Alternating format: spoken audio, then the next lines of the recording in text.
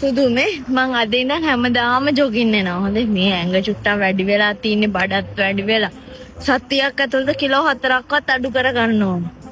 Kilometre හෙන ගාණක් අපි දුවමු ජොගින් යමු. හොඳේ හැමදාම උදේට. එකගයිද? කරමු. මෙතනින් පටන් ගමු. මේ රවුමෙන් දාලා හතර හන්දියෙන් දාලා බෝට කැනලේ පාරේ අරහින් එමු. කෙලින්ම අතෙන්ද වැටෙන අපින් ගන්න. කොහොමත් අපි හරියට දිව්වොත් පැය භාගයෙන් වැඩේ ඉවර කරන්න පුළුවන්. අපි නලව නිකන් මිහිළු කර කර ඒව ගණන් කරන්න බෑ. සීරියස් වට ඕන සීරියස් වැඩේ කරමු පැය භාගයෙන් ඉවර කරන්න පුළුවන්. නලව කරොත් පැයක්වත් ඇයි ඈ. හරි පටන් ගමු එහෙනම් මෙතන. දැන් පටන් ගන්න ඉස්සෙල්ලම දුවන්නේ. ඉස්සෙල්ලා වෝම් අප් වෙන්න ඕනේ. ඒවත් හරි කොහොම මොකද කරන්නේ? මෙහෙම ඉස්සට මෙහෙම දුවන්න ඊට පස්සේ මෙහෙම එහෙමනේ යන්නේ. අනේ මේ මට බෑ ඕව කරන්න.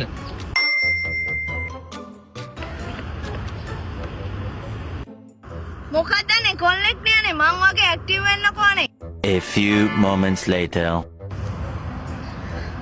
අනේ සුදු මට බෑ සුදු තවන මගේ මේක කකුල කුසල අනිත් පැත්තෙන් තියාගන්න බෑ අනේ මට රිද්දනවා. අනේ සුදු අප්ඩේට් එකේ යමුද?